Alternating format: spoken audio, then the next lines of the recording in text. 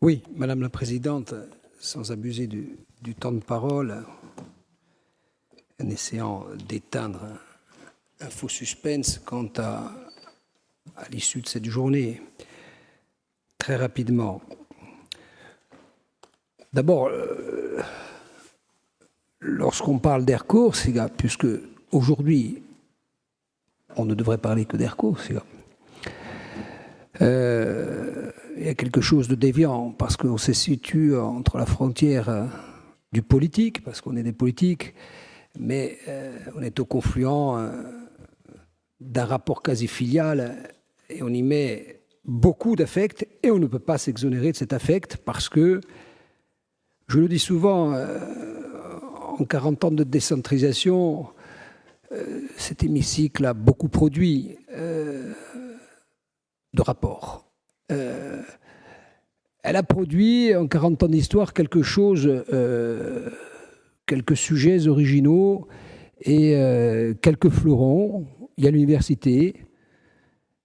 Il y a probablement, même si c'est souvent un angle mort, la façon dont on a occupé de façon hydraulique la Corse. Et puis, parmi d'autres sujets, il y a la compagnie régionale. Donc, il y a un attachement qui nous oblige quelque part presque à parler en famille. Alors il faut se parler en famille.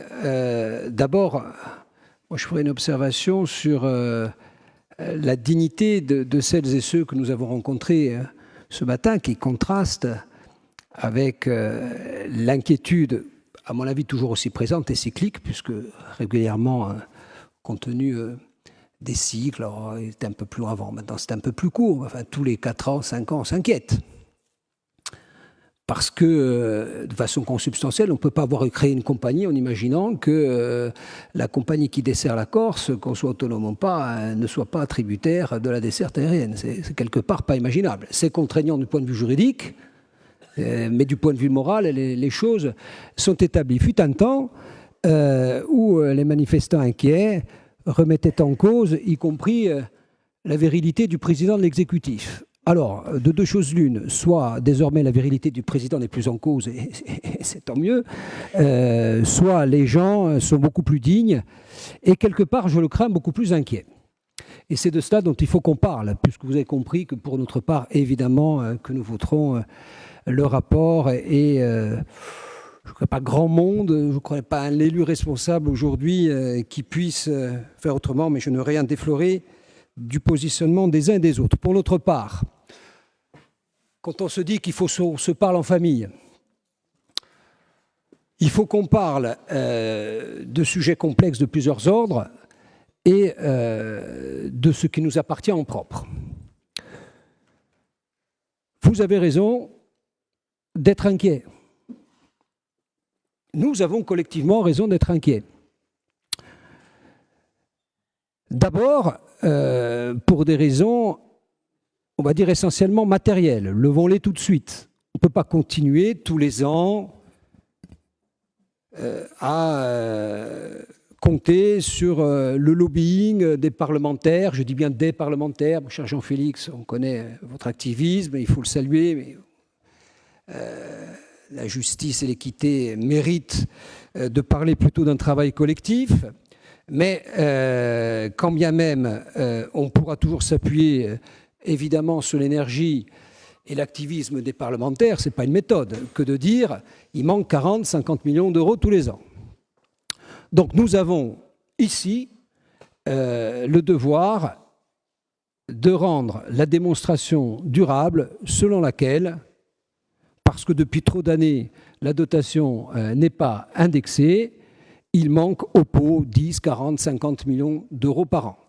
Nous avons à en faire la démonstration et dans, j'allais dire, l'amplitude océanique des problèmes dont nous discutons en ce moment avec Paris, je considère avec d'autres que ce sujet devrait être dans le haut du panier.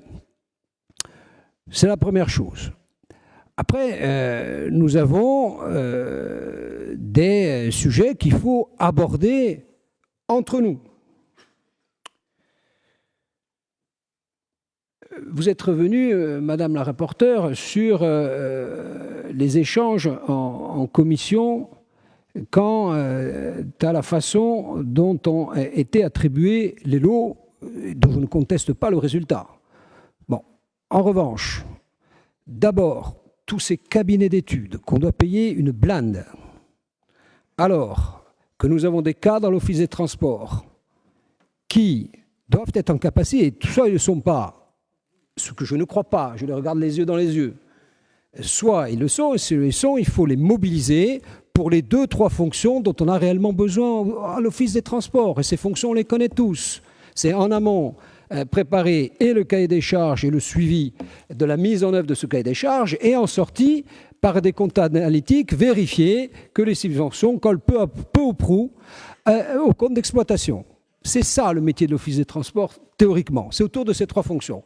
Moi, je ne comprends pas, comme d'autres, que l'on paye des cabinets d'études, souvent extérieurs du reste, pour, en conformité avec ce que nous demande l'Europe, rédiger, non pas cahier des charges, ça c'était nous qui l'avons fait, accompagner là aussi, mais bon, au mois d'avril, on est tombé d'accord sur un cahier des charges, avec des réserves, mais on était tombé d'accord.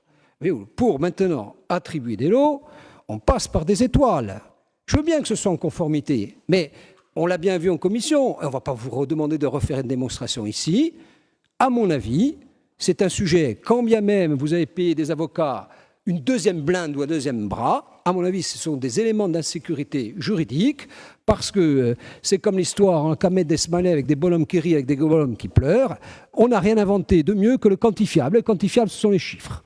Et pour la scientifique que vous êtes, du reste, et pour quelques esprits cartésiens qui peuplent cet hémicycle, je dois dire qu'il est très difficile de comprendre le rapport de pondération entre les critères et les sous-critères. Et si quelques esprits cartésiens ne comprennent pas, ça veut dire qu'il y a une faille, à mon avis, qui rend le sujet particulièrement insécure. Et je pense que les cadres dont on disposait à l'Office des Transports auraient été, ou je le souhaite, en capacité de faire un peu mieux que des petites étoiles, en tout cas d'être en capacité de nous expliquer, même si on pose la question 5 fois, je le dis, à l'Office des Transports, les conseillers qui siègent à l'Office des Transports sont en droit de poser 4 fois, 5 fois la question, et quand ils posent 6 fois la question, ce n'est pas pour remettre en cause le bien fondé du travail de l'Office des Transports. C'est parce que par perspicacité, peut-être parfois par acharnement, parfois par incompréhension, ils ont besoin de réponses. Donc je vous demanderai, Madame la Présidente, de veiller à ce que les cadres placés sous votre autorité puissent entendre les questions des commissaires, non pas comme une remise en cause du travail de l'Office des Transports, mais comme une volonté d'être éclairés, ce qui est leur droit le plus entier. Et puis, il faut qu'on parle de la compagnie et surtout de l'évolution très probable du ciel, avec les turbulences que nous allons connaître dans les prochaines semaines, dans les prochains mois et dans les prochaines années. On ne peut pas attendre que des gens inquiets viennent régulièrement manifester devant les grilles du cours Grandval pour se mettre au travail. Il y a un avenir à préparer avec 2 orages hautement prévisibles, puisque la météo est, hélas, de ce point de vue-là, très prévisible. Vous avez très probablement des turbulences sur Paris avec, même si on ne va pas déflorer le sujet aujourd'hui, l'hypothèse hautement avancée qu'à terme, l'actionnaire principal d'Air France se détache de ce qui se passe à Orly. On va dire ça comme ça pour employer des termes assez vagues pour rester dans une approche à la fois compréhensible pour tous mais qui ne nous expose pas. Et puis vous avez les règles européennes qui nous pendonnaient tous les 4 ans, tous les 5 ans, tous les 6 ans et qui sont là. Et donc on est bien obligé de préparer notre compagnie à ces échéances. On ne peut pas leur laisser croire, et ce serait irresponsable, que parce que cette fois-ci c'est passé, dans 4 ans, comme c'est passé il y a 5 ans, comme c'est passé il y a 6 ans, comme c'est passé il y a 12 ans, parce qu'il y a là des gens qui peuplent la compagnie depuis plus de 30 ans. Et on les connaît tous. On a tous un parent, un ami, un cousin qui est salarié de la compagnie. Donc c'est notre compagnie. Et quand on rentre dans l'avion, on doit pouvoir regarder les gens les yeux dans les yeux. Et on les regarde les yeux dans les yeux lorsqu'on est responsable et lorsqu'on se dit des vérités. Et oui, il y a des vérités qu'il faut se dire quant aux frais de structure, il y a des vérités qu'il faut se dire quant au prix du billet, parce que l'obsession du commanditaire que nous sommes, ça doit être le prix du billet. Il y a eu un effort fait sur l'automandature. On sait très bien que des éléments exogènes et de portée internationale sont venus troubler le jeu. Il n'en reste pas moins que le prix augmente et que nous devons nous mettre en situation, cette fois en tant qu'actionnaire principal de la compagnie Air Corsica, d'éclairer le jeu et de faire les efforts nécessaires pour que ces questions se posent avec moins d'inquiétude, moins de désarroi et de façon beaucoup moins anxiogène. Voilà.